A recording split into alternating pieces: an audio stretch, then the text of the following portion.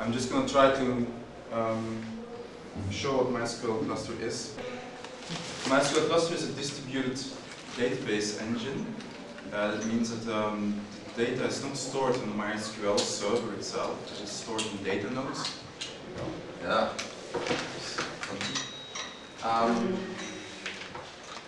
And going back to this slide. Yeah. Yeah. All right. Okay.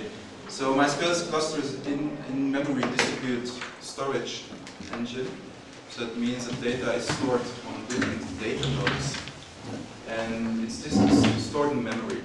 Nowadays, you can also store data on disk. It's about high availability. That's the major thing about MySQL Cluster. It's not about performance. It's also performant, but that's not really the big business about MySQL Cluster. It's about making your data highly available. It has a shared nothing architecture. That means that every node in the cluster has no hardware in common. Everything is separate from each other. The only thing that's connecting each other, every node is connected by a network. So they have to talk to each other. There's a hot backup. So there's an online or hot backup. That's also very special for MySQL. You will have online backup in future versions, but MySQL Cluster has this since the beginning.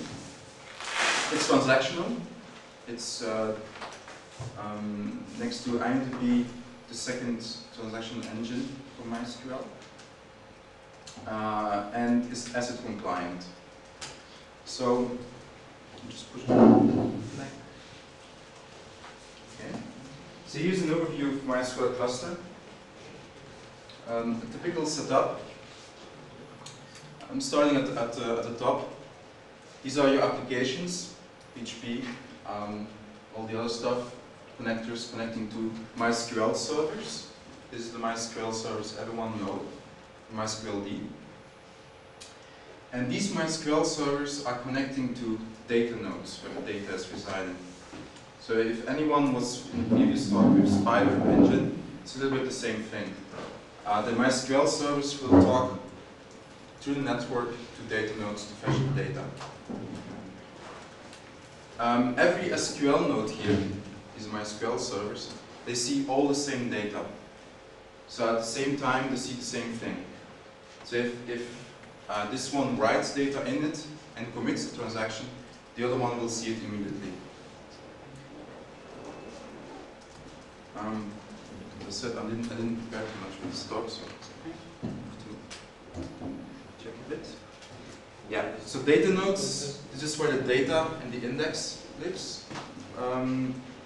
This is used also for the transaction coordination. They don't share anything, so they only have this simple box with a hard disk in it. And in my previous slide, I had 4 data nodes. So these are simple machines, nothing special. You can use your laptops in the end. But the most important thing is they don't share anything. So no hard disk sharing, no memory sharing, whatever. You can have up to 48 data nodes to store data. If there are any questions, just shoot at it. I mean, just interrupt me. Yeah. Why is it limited to 48? Why is it limited to 48? It was actually less before. We had to put it up. But if you need more than 10 data nodes, you do something wrong. Okay. So this is actually a limit, but you shouldn't need 48. You should 10 or 12 will be the maximum in the end. Yeah. Do all nodes contain the same data? Do all nodes contain the same data? Yes and no. I will come back to that in a second. This is part of the high availability. Yeah, the SQL nodes, this is the normal MySQL server. These are connecting to all data nodes using standard SQL. You can just get the data. I'm going to answer this question because that's, I think, important. Let me just go quickly through it. So this is, I think, the most important thing about the presentation is how it works.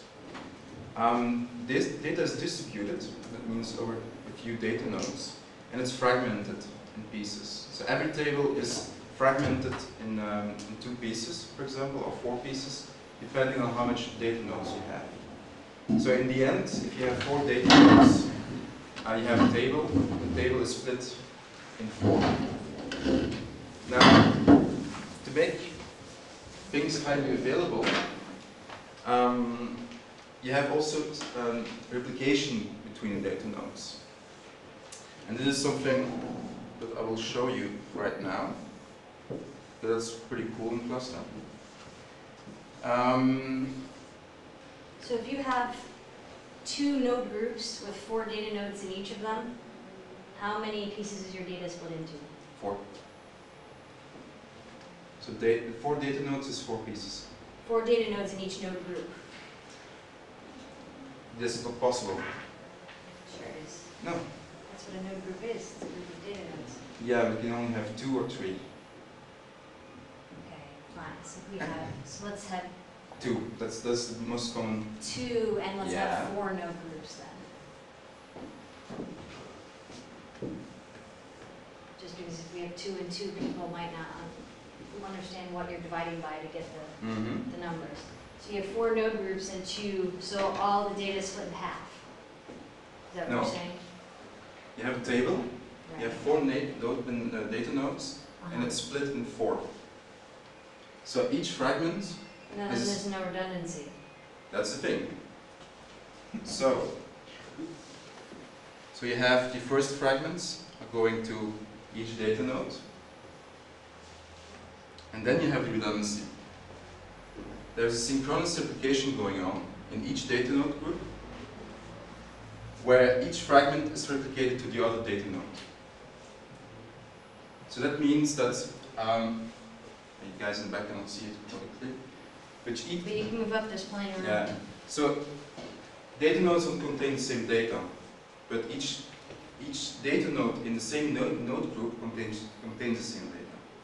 So you have the data split in 4 data nodes, and each node group will do synchronization, replication. So you have fragment 2 will live on 2 data nodes. If one dies, this one for example, F4 and F4 will die, but data node 3 will take over responsibility of the 4th fragment. So your data node has half the data. No, never. But if there's half over there and half over there. Yeah, it's actually, that's what I was trying to get at. Because if you looked at the data, you would look and you would say, oh, half the data is on these 2 servers and half the data is on these 2 servers. But the way that it actually does it is, because it's synchronous, synchronous, the data is syncing, it has to go somewhere first. So it doesn't just go randomly. Like in node group 1, if you're inserting into something that's part of F1, it doesn't just pick one of the node groups to go to randomly. No, There's one it goes to. That hash or whatever it does says, this is where you go, and then that second server will then sync from that. Yeah, this is syncing, the committing is all done in one transaction. It's a 2-phase commit. A transaction is only successful when the data is committed in one data node and also replicated to the other data node. So that means that if the commit comes back on MySQL server, you will know, you are certain that the data lives in 2 machines. For example, here, it will live in F1 here, and in secondary fragment here on data node 2, F1 here. So if this one dies, F3 will be taken over by this one, which is exactly the same data at all time. If not, then something is terribly wrong. The MySQL cluster takes care of this partitioning automatically. Yeah. You don't have to even think about it. No. You just say, okay, I have 4 data nodes, these are my tables, the cluster takes care of distributing and Yeah, doing so the MySQL takes care about how to evenly distribute the stuff around. To think about MySQL cluster makes you nuts. I can speak about it very dense. Anyway, yeah. Okay. After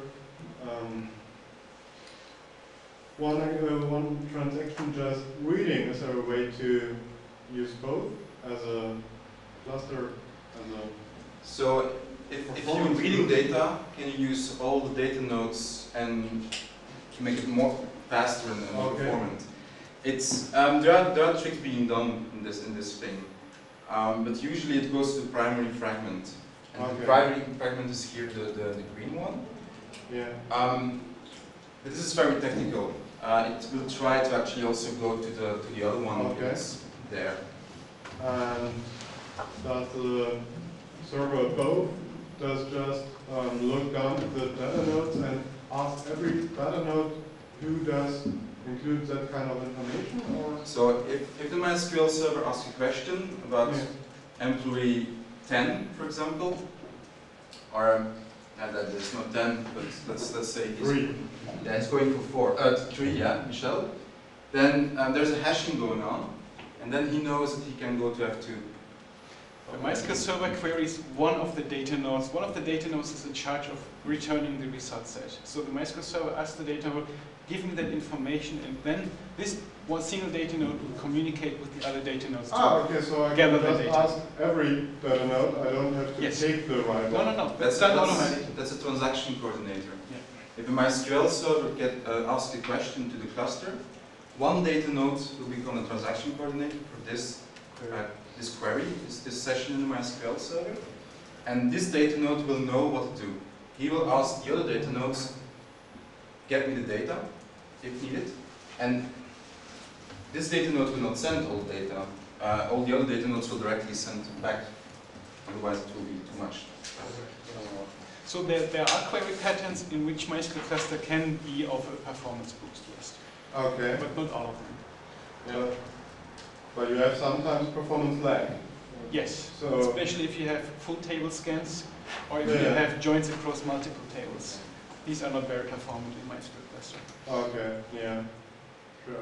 We're going very quick through this. It's a bit. No, so they're not performant in MySQL regular either. So to have joins without But indexes. the communication overhead Oh, between yeah, the okay. data nodes adds a lot of latency to that. Yeah. Okay. There was another question. Oh, it's exactly. Okay. So this is a more easier way to demonstrate how distribution works with two data nodes. Yeah, I'll skip this one, so you also see maybe a little bit better how it works. Yeah, I will show how the high availability works as well. Just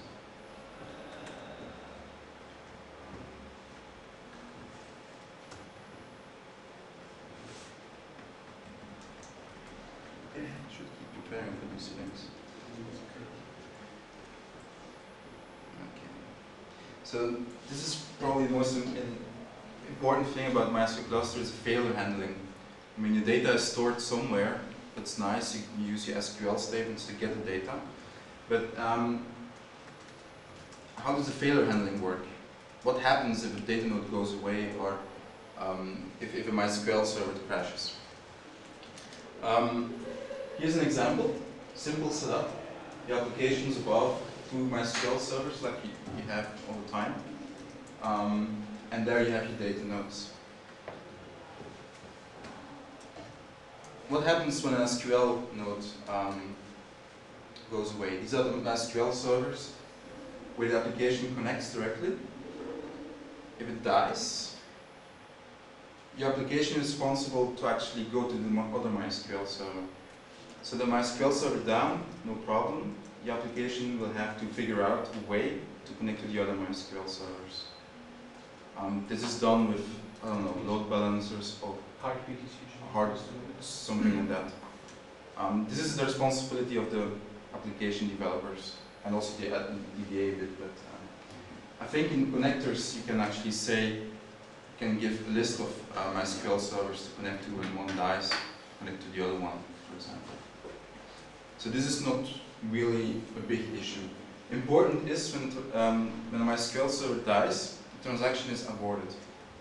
So it will not be retried. The application is responsible to retry the transaction. It has to do that anyway. If you don't retry, then there's something wrong with the application anyway. So this is the responsibility of the MySQL, of the application. Now a data node, when that dies, everything should stay up. All this uses should, because be careful with that. So the data node goes away. We've seen that the table is split in two parts in this case. So each data node has a part of the table, but also a replica of this part. So the other data node will take over the full responsibility of all data, and everything continues. So this is the high availability of MySQL Cluster.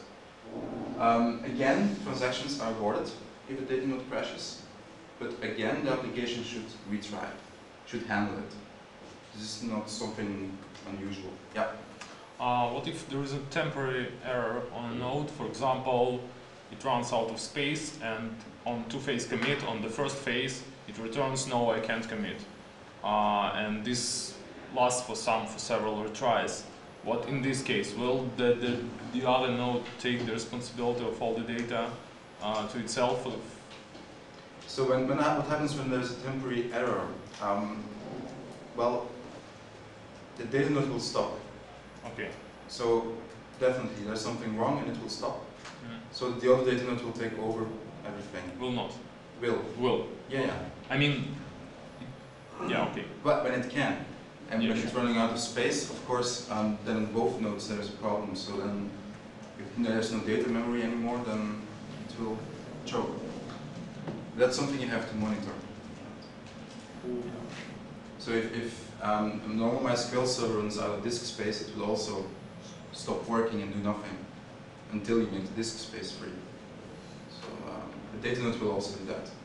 So if there is one temporary error on one data node, I cannot find a good example for this. The cleaning lady comes over and she pushes the button. Yeah. That's a temporary error in the end. Then the other data node will take over anything. So this. So this situation is different from simply. The thing is, you can. This was all talk about SQL. There is also NDB API. This is direct connection to the MySQL cluster, so you don't have to use MySQL servers. It's very performant, but there you have you can check if it's a temporary error or a warning on error, and then you can retry transaction based on that stuff. So there are lots of scenarios where you can choose whatever you do. So what would happen if there is a net split between the data nodes, because you're stored one at this side and the other on another side? yeah, And so that's called a brain split brain scenario. This is I don't know if I have a slide for this. What happens is you have your two data nodes, and you have here the connection, and this breaks. yeah. So one of the machines here above is an arbitrator. An arbitrator means that here the management server, it's commonly the management server who does that. He's responsible to say to make, let me just rephrase that. If it network split goes down, the two data nodes will check, can I contact my arbitrator? If one of them, if this one can connect to the management server, which is the arbitrator, usually, then he will survive. If this one cannot contact the arbitrator, then he will go down. He stops.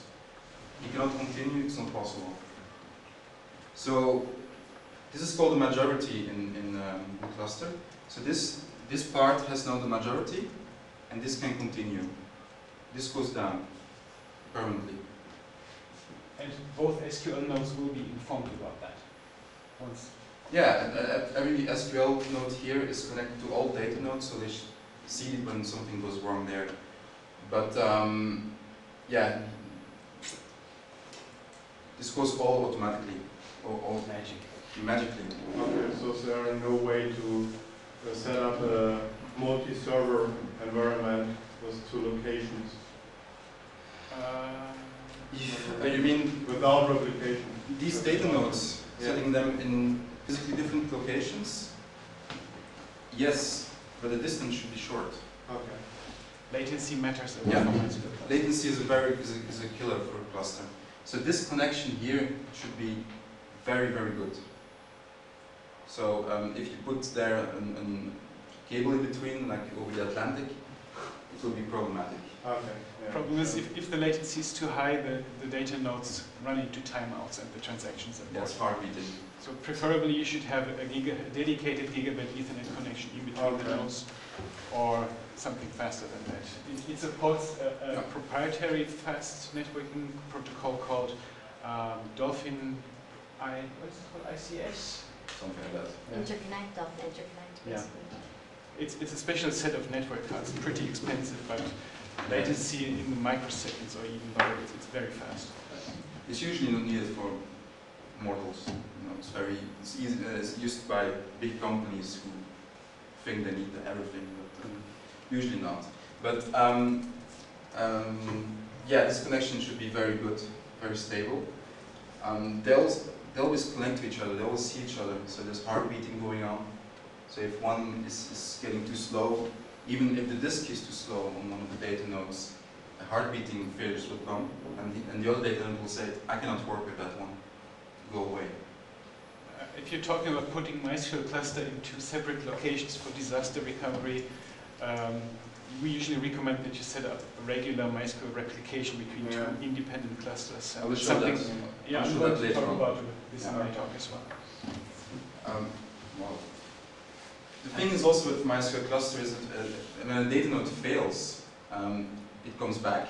It's rebooted, so it's there again. It will automatically resync everything from the other data node. So let's say that the data node was rebooted, normal reboot. Some patches are going in and Hardware also.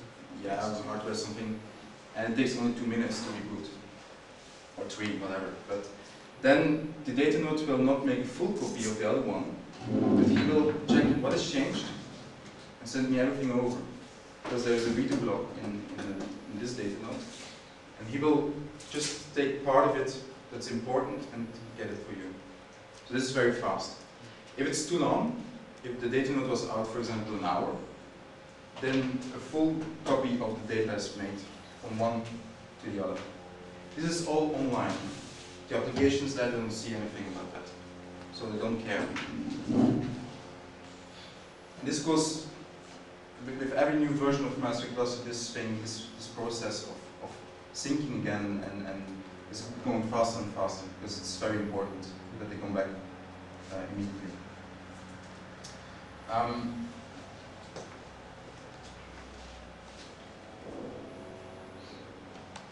mean, here also, this is also an important thing about MySQL Cluster. You have your 4 data nodes. Each node group, because there's a node group, should at least have 1 data node available. Otherwise, there's no cluster.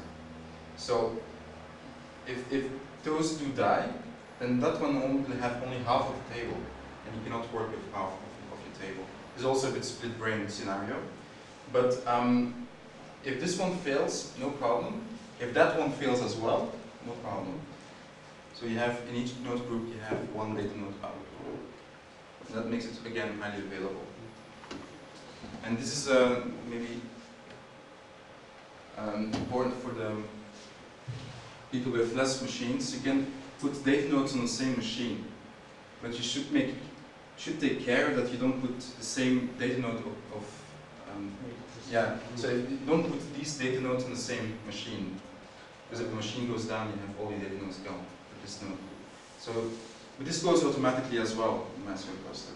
If you don't, You would just make less node on this if you have less machine. No, you still have 2 node groups, but one But machine takes you care have of one node node groups. Yeah. With 2 machines. yeah, you can use simply 2 data nodes, and then it's everything okay. But sometimes you have machines with 46 gigabytes of RAM, and you only need 20 gig for each data nodes. So you can put 2 processes on one machine. And this was previously not supported. Well, we didn't test too much with that stuff. Mm. But now we can. Mm. It's almost okay, but it's unusual when something's done in this way. But yeah. For example, you should put data nodes not in the same rack. This is also about high availability. You should always, your rack should not go to the same power supply, otherwise also. Just make sure the switches in your racks can handle the private network. Yeah. So you don't want your switches to limit the sexiness of the network. So I'm always concluding that these presentations, like the MySQL cluster is highly available internally, but externally you have to make it also highly available. It's not only about the MySQL protocols and all those things, but you should make everything highly available. Even having, in this case, 2 machines ready to take over. Because if this machine dies, then this one is alone. If that one dies, then it's over. So you have to have one machine ready. If it's burned down or something, then you have to immediately put another one in. It's also making it highly available. So having hardware ready to replace. Is it possible to configure MySQL cluster nodes as hot standby? Could I configure a machine with a data node and say, okay, you're up and you're available, but you're not taking part into the transactions until another node fails? In the end, can you make a machine hot standby? If you simply put the software on it and you start the data node process, it's actually hot standby because it will make a full copy of the other one. But well, it's not really that hot. But you cannot just add another machine and say make also a copy of this stuff. It would be nice in the end.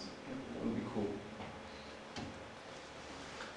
Do you have to assign node groups and so on if you? It's an automatic. Yeah, you just configure the number of machines and say, okay, your data node and MySQL cluster will take care of the partitions. This was a feature request to actually be able to define your own data node groups. Mm-hmm. So this is something that will come, I guess, in later versions.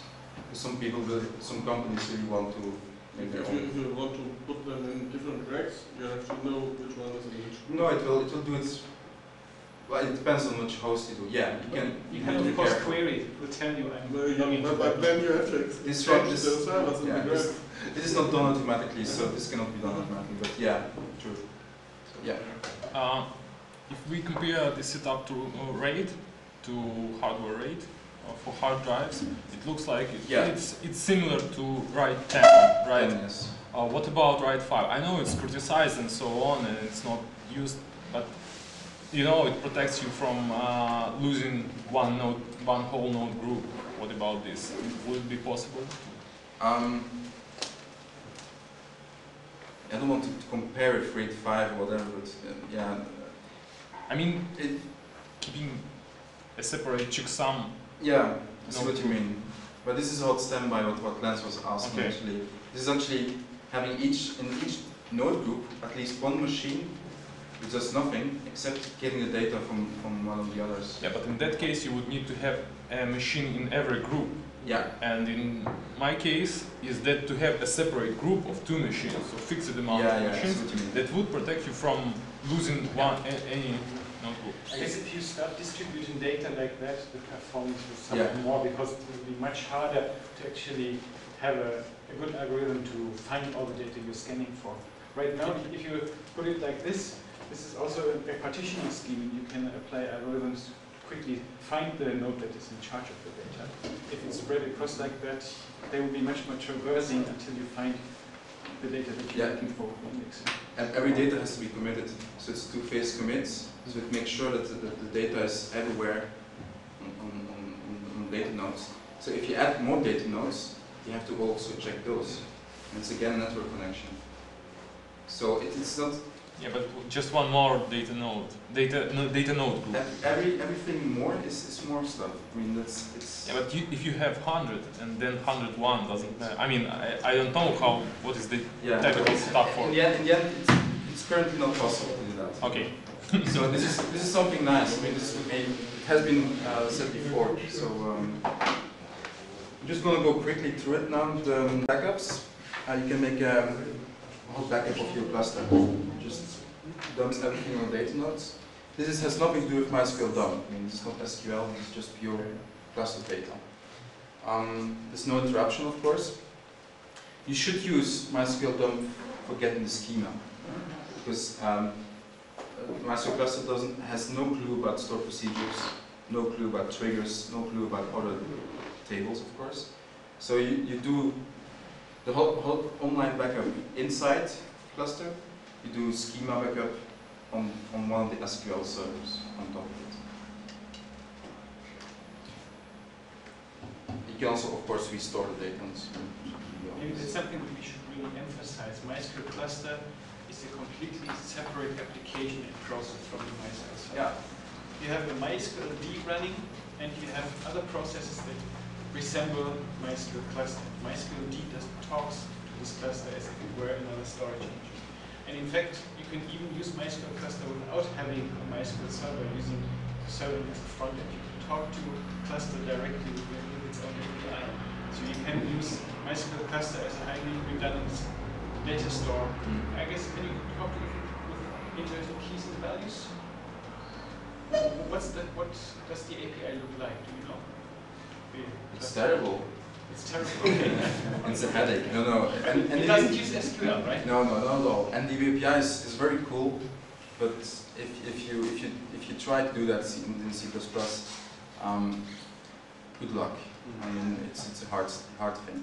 But we have customers and telecommunication customers, big ones, who use this, and they don't use at all SQL. I mean, they forget about SQL because it's very slow, it doesn't perform, and they use NDB API directly, and it's unbelievably fast. Then it blows away every other database management system. But then every data is highly available, and you have your direct connection, direct applications, like LDAP applications going directly to the data. But this is very, very complicated. I mean, we used to vary too much, but it's quite hard. Yes. One question back to the hard backup. How would the look like a recover? Can I recover just somebody dropped a table line? I want to recover that. Can I identify the data node on which I have to restore, or have I restored every That's whole cluster? So you want to restore one record Yeah. using, no, you cannot use the NDB restore for that stuff. No, I mean if you're going to replay, how would I replay a backup into the cluster? That's done via binary logging on the MySQL servers. This is what replication is about. Okay. You have the same thing in MySQL now. With the cluster, you can replay the binary logs, so you can recover records. Ah, okay. That's the main idea about binary logging. The second thing with binary logging is that you can do replication with it. But the main thing is backups. Ah, Binary okay. logging. But MySQL Cluster backup is always a full backup of all nodes Everything. done synchronously at one time. And you can't have an incremental backup. For that, you would have to utilize the MySQL binary logs and then replay them. Okay. So the best backup probably is you have a full cluster hot backup done every once in a while, and then you store the binary logs on the MySQL server to replay from that checkpoint, so to say. Yeah. Quickly show the replication. This is normal MySQL replication in the end. You have two machines. This is MySQL servers. MySQL servers. Two of them do binary logging. So they are binary logging every change done in the MySQL cluster. So you have two of them. That's very important. What you have then on the other side of the Atlantic, another cluster, exactly the same configuration. It doesn't have to be exactly the same configuration. But you have two MySQL servers being the slave. So you have your normal MySQL replication. This is quite simple. The cool thing is, when this breaks, you can easily switch over to the other channel. So if this provider goes away, you can go to the other side of the planet and use another channel. So that means that your replication is also highly available. And that's one of the cool things with MySQL Cluster. So you have your highly available replication channels. All your data is everywhere. Can they be both up at the same time, or do I have to do a switch and have to make sure that I'm in sync with how far replication has to go? It's a switch over. It's in the manual. It's not so difficult in the end to do. But we don't automate these things. Yeah. But it's asynchronous replication, right? Yes, this is asynchronous replication. Yeah, this is the normal replication. This is row-based replication as well. The row-based new thing in F1 was made for this stuff. So it's not statement-based. Yeah.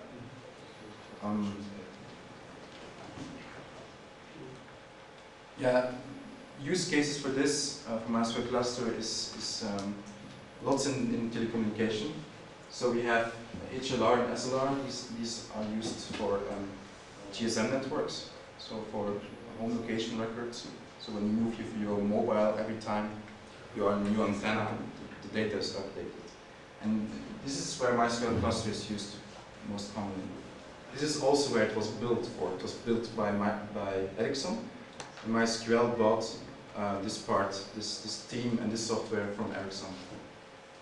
And yeah, so this is the whole team of Ericsson back then is still MySQL.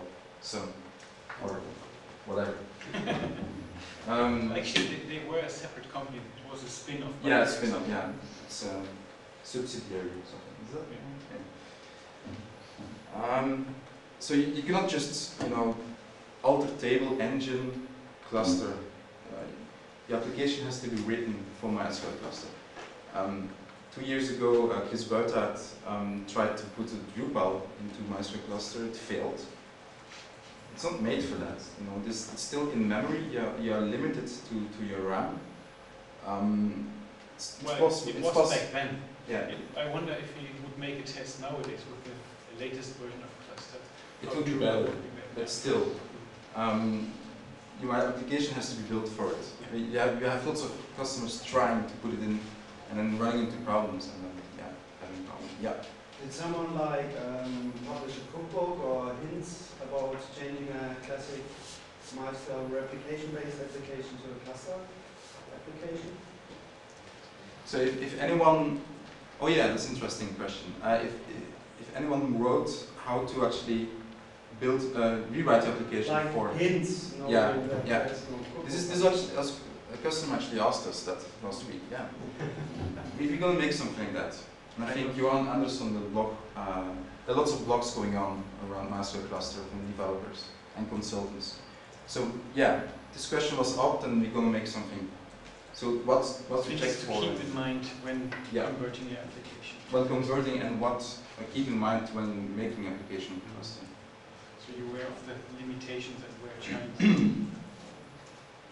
And by the way, the limitation of being an in-memory database is gone for a while. But this base is data which is not indexed can be stored on disk. I'm not a big fan of that because it's quite new, and in-memory is still the best. It's fast because you have since its network is distributed. The reason why it's in memory is that there's no latency on the hard disk. Then the in-memory is quite fast, so you have the latency of network, and then the data fetching on the machine itself should be very fast. If you put that in disk, the disk is always slow.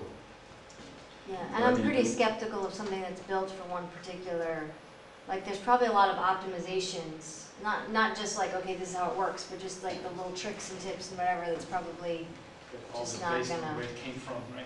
yeah, so. But I think you also should clarify that, because you said that data without indexes can be stored unlimited. So the flip side to that is your indexes are stored in memory, so it's now no longer your data and your indexes, but it is your indexes, and some tables have bigger indexes than data, so you have to be careful of that too. Yeah, this is where you should check. But this is a general thing with indexes in the end. You have to check every time if the index on this table is very useful. I mean, if there's an index you can remove, better remove it. This goes for every engine. This is not particular with MySQL Cluster. I mean, if the application grows, then sometimes the index is not used anymore, but it takes lots of space, and every time you add an index, it's getting slower, because the index has to be updated. So, yeah, this is common for every engine, for every database management system in the end. Yeah. Oh, this is a nice one. This is the version of MySQL Cluster. It's MySQL 5.1.32 MDB 7.05. This is the official version of MySQL Cluster. So we have a separate product. So MySQL Cluster is not MySQL, you guys know. I'm not sure how many, does anyone use MySQL Cluster here? No, okay. So the MySQL Cluster, when I say MySQL Cluster, it's totally something else than MySQL. Well, But it contains the same thing, but we don't see it as MySQL Cluster has now version 7, whereas MySQL, the conventional MySQL, is 5.1. So yeah, it's a bit different. It's a different development cycle. Everything is still open source in GPL.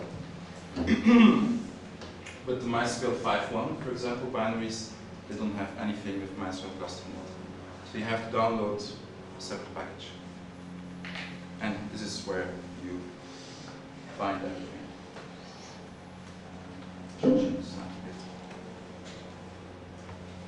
It's for Windows now too. I'm just checking if yeah, you can do MySQL Cluster on Windows. This was something that was asked lots. Okay. This is all for people that already know MySQL Cluster, so I'm just checking. Yeah, performance is already know. You can now also add new data nodes online, so it's also very cool. Before you had to make a backup of the whole cluster, add new machines, and start it up everything. So this was not highly available. This was really silly. But now you can add new data nodes online. This is very cool, and it works. It's pretty cool. So if there's any more questions, I'm over the time. I'm over it. No, you're not. We really have an open slot now. And the next scheduled talk is at 2 p.m. at Better MySQL Tuner. And until then, this room is open for hacking discussions. If you have anything you want to talk about, feel free to stop by. But thank you very much for being here.